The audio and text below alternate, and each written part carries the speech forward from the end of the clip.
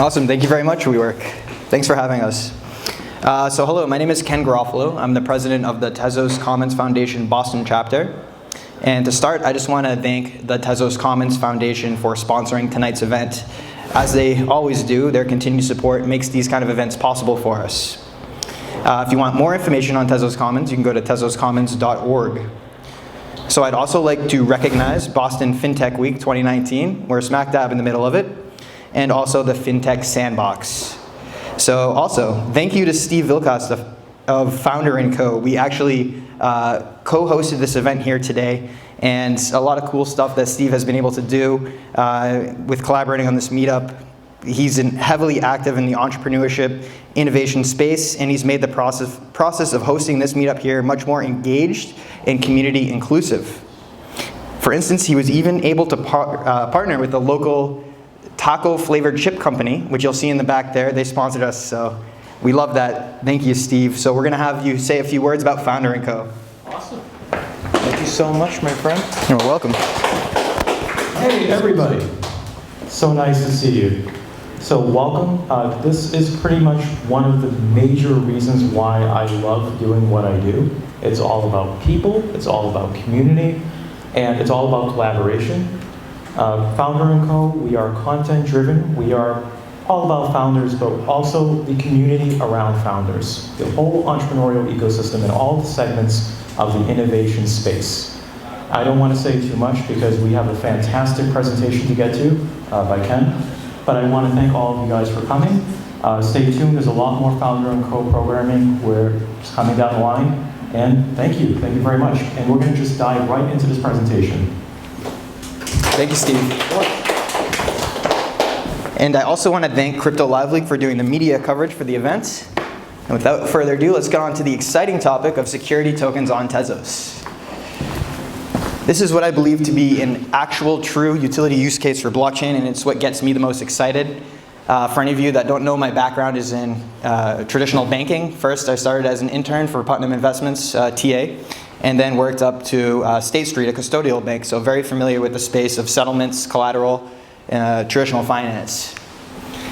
So what STOs and security tokens are essentially doing is bringing banks to the 21st century.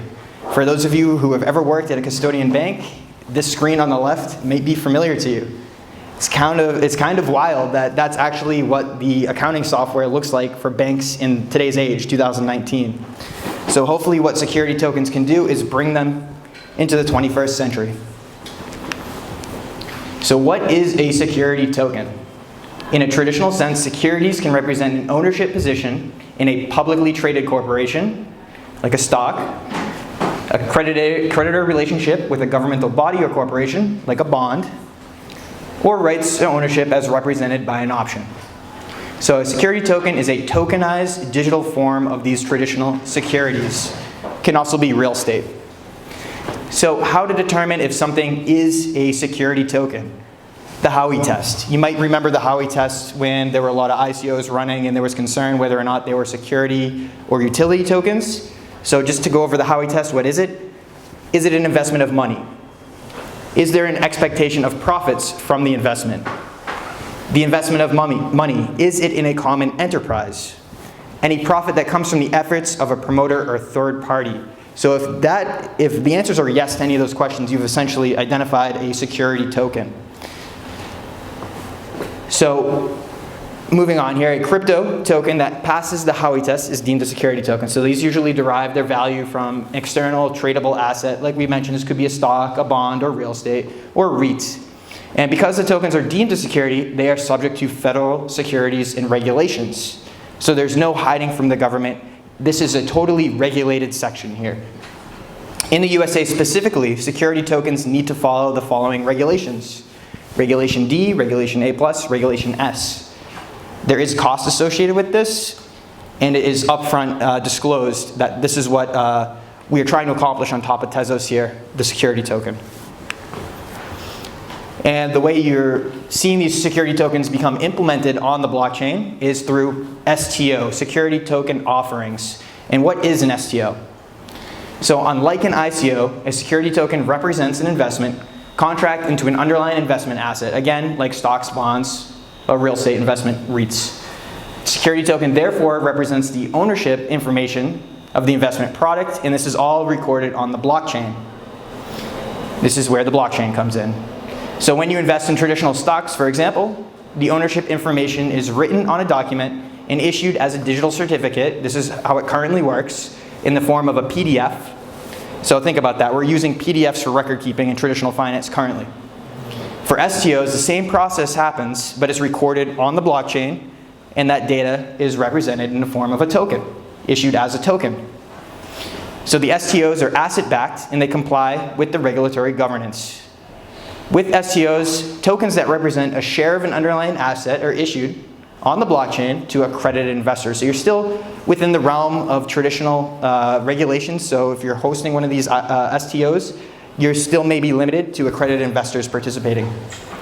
These can be shares of a company, but because of tokenizations, can really be any asset that is expected to turn a profit, such as maybe this painting here by Artifact Studios. Right? So STOs are also more cost-effective than the traditional fundraising method on Wall Street, IPOs. You open up to a wider pool of liquidity, and then you also introduce fractional shares as represented by the token. So if you wanted to buy a share of Apple right now, or a share of Amazon, that'd be kind of costly. But if you don't have that much money, well, you can't invest fractionally. So an STO would solve that issue, security token. So to name some of the big players that are emerging in the Tezos ecosystem to support security tokens, I'd say the number one player is going to be TokenSoft. So they've come out and they've announced security token support for Tezos. They have what's called a Nox wallet, which is their wallet. They're able to securely, they have the security token administrative panel purposely built for US transfer agents. So they've built a product that's going to be used for transfer agents, which is a piece of the puzzle. You have a transfer agent, you have a custodian bank, you have a broker, you have investors. So this is a tool being built for TAs. So TokenSoft clients will be able to select or partner with a TA of their choice to issue and administrate the security token. Using TokenSoft's platform, the Nox wallet, and security token standards like ERC 1404 on Ethereum and FA1.2 on Tezos, it's important to note they're looking at two different standards there. One is an Ethereum standard and one is a Tezos standard. I'll go into why they chose the Tezos standard later on in the slide, so I'll just note that here. The company enables transfer agents to perform the following. They can manage compliance, manage theft or loss, and have real-time monitoring. This is all stuff that is very difficult to accomplish with the traditional method, especially real-time. I know there are some of you in the house here that have worked in a custodian bank, and you know when it comes to settlements, you're usually dealing with a T2 or a T3 cycle. So this is going to completely turn that on its head. We're talking about instant settlements, and we'll talk about what kind of problems those solve. So for the transfer agent side of this, if you're a transfer agent, if you're representing a transfer agent, you're going to be working with TokenSoft to facilitate whitelist management. You're going to be able to burn and issue new tokens, and you're going to be able to distribute dividends. Again, this is a security token, so there's no tippy-toeing around the dividends and being called a security like a lot of the ICO projects might try to avoid those kind of words. Here, this is all upfront. It's intentionally representing the security, so you can do things like burn and issue new tokens and distribute dividends. Okay, so any SEC-registered offerings require a transfer agent much like a security that's trading publicly, like on the stock market today, and has a transfer agent in the back. So for registered offerings, we are expecting the need for transfer agents to increase over time. This is from Mason. I believe he's the lead over at TokenSoft. So as they've announced few projects now that are planning to tokenize real estate on top of Tezos, over time he increases this need. He expects this need to increase. So adding transfer agent support expands TokenSoft's services beyond private placement and completes the portfolio for security token issuant types. IPOs, S1s, S3s, F1s, mini IPOs. So these are all the different kinds of expanded product offerings TokenSoft can accomplish with the security tokens. More on TokenSoft. So what's their key differentiator? So they've been internationally compliant compliant support, their experience in providing support in banking, securities, and tax regulations in up to 56 countries. So this is just more reasons that legitimizes TokenSoft's standing within the current financial system. Security first approach. They have multi-signature, cold storage technology for digital securities, so they have the solution for custody. And they have experience, over 20 years of combined experience with blockchain. So why Tezos blockchain? We noticed that there were two standards they were proposed to use, an Ethereum standard and a Tezos standard, but why is the Tezos blockchain key, what's the key differentiators? Well, they have institutional grade smart contracts. The Tezos blockchain facilitates formally verified smart contracts, the same methodology used to ensure safety in missions that are critical, such as aerospace and robotic manufacturing. They have secure custody. The formal verification multi-signature contract enables cold storage, deployment, and management of smart contracts. Familiarity. The FA1.2, which is the token standard being used here, managed ledger standard makes it possible to enforce requirements on a jurisdictional basis when it comes to banking, securities, and tax regulations. So using the FA1.2 managed ledger standard, they're able to accomplish those goals.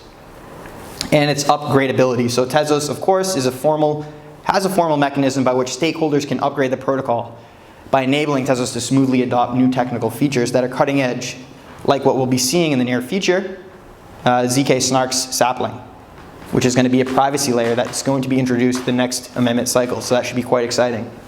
Those are just some reasons why TokenSoft is a key player traditionally and why they're choosing Tezos to issue these security tokens. So let's talk about some of the deals that have been announced already. STO deals of companies committing to tokenize real estate on top of Tezos. First, we'll talk about the securitized and elevated returns deal. They basically agreed to tokenize $1 billion of real estate using Tezos blockchain, and they're coming out of Southeast Asia and Thailand. They're going to be completely compliant, and they're actually recently securitized, was recently approved as a US TA by the SEC, so they're fitting right into the puzzle perfectly here. Elevated expects to tokenize and issue compliant assets on the Tezos blockchain worldwide. So we have a quote here from the president of Elevated Returns. He's, having worked closely with regulators and local authorities around the world, we understand the need for the highest security and compliant features. There's no better solution than working on a Tezos-backed token implementation. We have a number of very high-profile deals lined up. We cannot afford to compromise on the technological product, so that's key. This is where we see the technology advantage of Tezos taking play. So they expect to have the total solution developed. So Elevated expects to launch products in the Thai market in Q3. We just passed Q3, nothing has launched yet, so we're looking in Q4. They're also looking for additional acquisitions in other regulated markets throughout Asia to commit additional assets to this security tokenization on Tezos. Second deal I want to talk about is the BTG Pactual, which is the 5th largest bank in Brazil, and the Dalma Capital partnership. They've recently announced plans to tokenize another $1 billion worth of real estate on Tezos. BTG, so Dubai-based asset manager is Dalma Capital, and again, BTG is the largest standalone investment bank in Brazil. So utilizing Tezos as a self-minting blockchain, the smart contracts platform will encourage both partners to enhance their digitalization efforts by transacting in the digital assets. And a quote from Tim Draper on this. Many of you may have heard about the project initially from Tim Draper. He's made a comment on this deal specifically. And again, his firm here, Draper Associates, holds stake in Tezos actively. They're excited to see BTG Pactual and Dalma Capital making use of the Tezos blockchain. They are believers in the Tezos project and see a strong use case for security tokens. So what kind of problems do security tokens on Tezos, so not even specifically on Tezos, but what kind of problems do security tokens solve? So faster or near instant settlements. Think about the T3 or even the T5 cycle for international settlements. That's the amount of time it takes for a stock to settle when sending from one broker to a custodian bank. That's unbelievable. We live in 2019 where we expect instant gratification, instant settlement for these kind of transactions. Not to mention what has to happen in that waiting period. So with security tokens, Forget about T3, forget about T5. You're looking at instant settlement. Same day, on trade date. So that's T plus 3 means trade date plus 3 business days. You have permanent record keeping on the blockchain, so the blockchain becomes your database. Forget about the PDFs and the previous forms of digital certificates that were used. All that stuff goes on the blockchain, so this is actually cheaper and faster data storage. This is going to revolutionize traditional custodial banking, software, and accounting systems. For me, I've seen how they operate currently, and that's what makes me most excited because it is wildly slow, and this has the potential to just totally put the industry on its head. Collateral. So this is the piece that comes in between the waiting period for when the traditional settlements have that gap in settlement from trade date. So say a T3 cycle. You've made a trade and you're waiting for this equity to settle for 3 days, for 3 business days. Well, in the meantime, you need to actually put up collateral to represent the value of what's waiting to settle. Well, if you had instant settlement, imagine this, you would not need collateral. Okay? The only case you would need collateral for is when, say, you just didn't have inventory and you needed to source inventory. But even on that end, you wouldn't need to wait T3. You would still get that inventory quickly and be able to forward it on quickly. So the need for collateral is drastically reduced. What does this mean? It means you have freed up short-term capital that can become productive elsewhere and provides opportunity for other areas of short-term interest.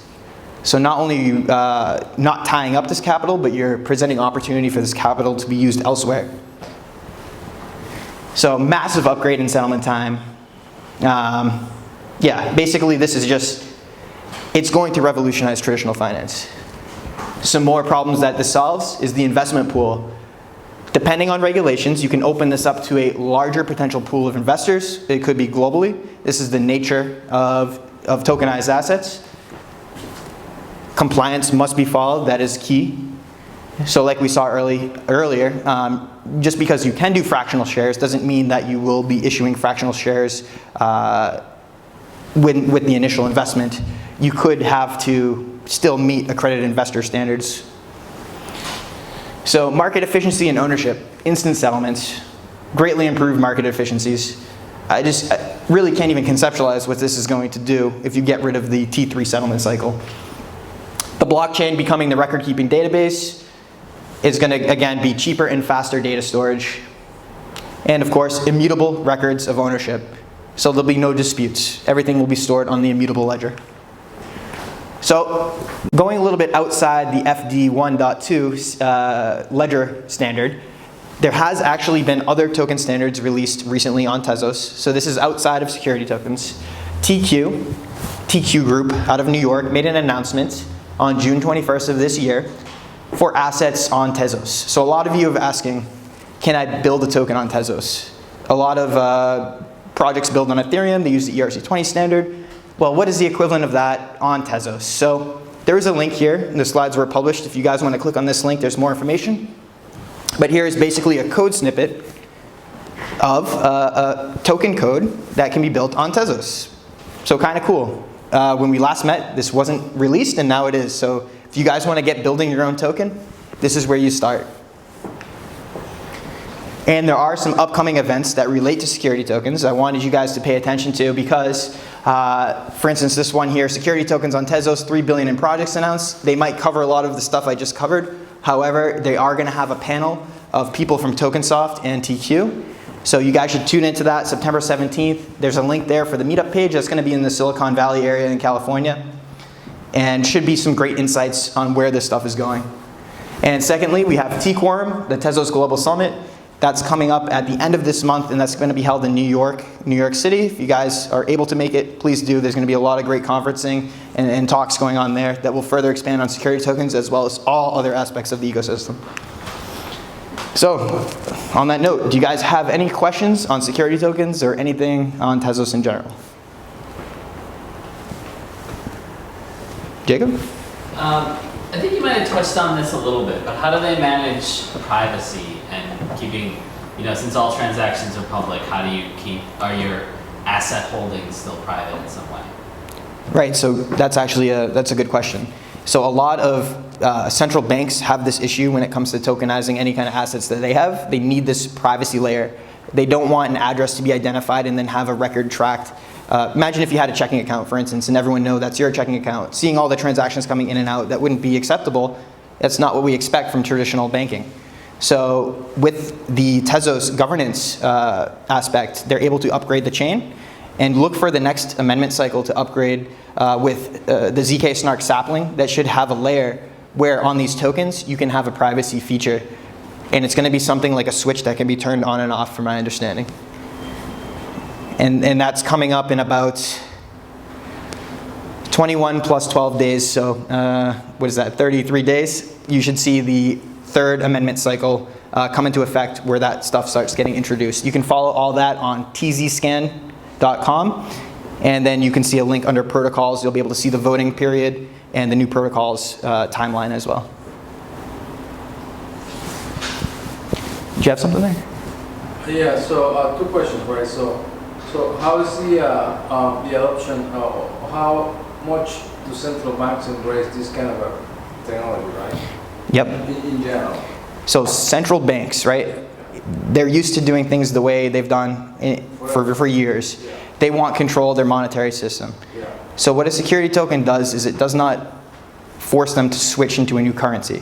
What they could do is they could tokenize their own assets and just use the representation of the digital token for settlements or transfers.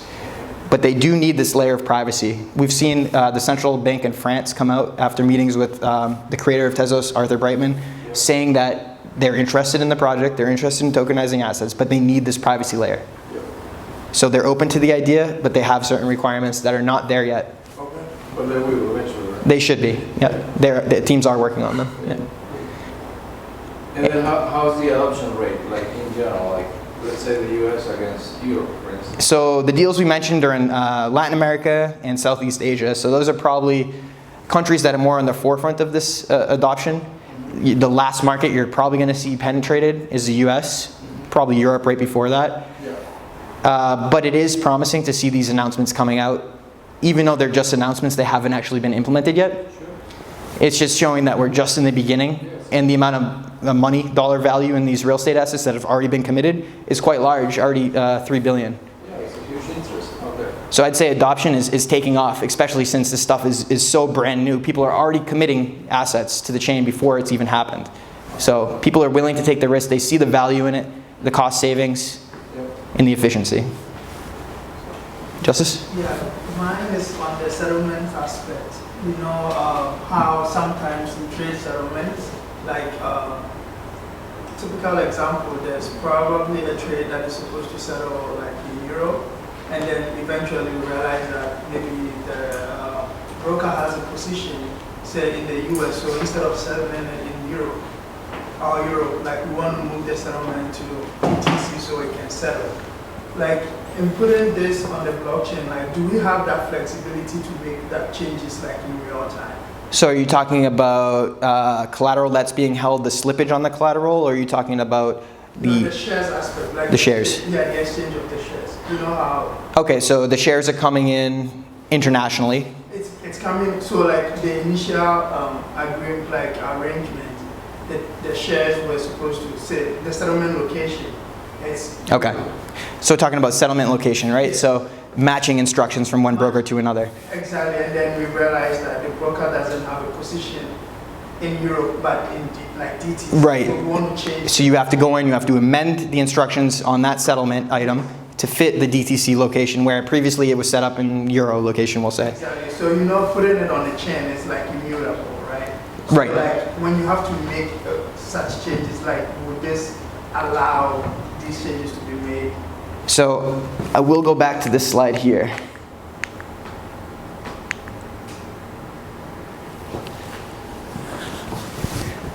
The FA 1.2 Managed Ledger Standard makes it possible to enforce requirements on a jurisdictional basis when it comes to banking, securities, and tax regulations. So I believe using this standard, you're going to be able to code into the tokens if there is any specific restrictions or settlement location issues. But on another note, I would imagine, these details haven't fully come out yet, to my knowledge, but I would imagine if you have an address, you're sending that token to an address where you wouldn't necessarily be needing trade instructions. But maybe there's an additional layer where they have some restrictions for jurisdictional bases that can be coded into the token. Like it can only settle with this address in a Euro-facing account or a DTC-facing account. So look for more details to come out on those, because as these things start going live, that will be needed. That information will be needed. But I believe that it's going to be a simpler process than what we see currently. Having to go in and amend instructions it's sitting in your department, it's just in the wrong department. That doesn't make sense, and I believe this will solve some of those inefficiencies. So I also do want to talk a little bit of Artifact Studios here. I want to thank Ryan so much for coming out. We will be raffling off this painting very soon. And with Founder+Co, the partnership we made hosting this meetup, is to just widen our audience. We wanted to be fully inclusive with startups and founders alike. So thank you so much, everyone, for your time. We have the room until 8 o'clock. And feel free to enjoy the rest of the taco bar back there. There's beer, there's water, and some coffee. So if you guys have any other questions, feel free to come up to me and we can talk. Thank you so much. I just want to thank everybody again for coming out. I see a lot of familiar faces, I see a lot of new faces, and I'm so happy. Founder+Co, we're going in a new direction. We're reaching out to all sorts of friends around the community, and just looking around at this special space and all these amazing people. Thank you. Thank you so much. Thank you. All right, guys, we are raffling off the painting. Again, this is by Artifact Studios. Ryan, do you want to say anything descriptive about what you're painting?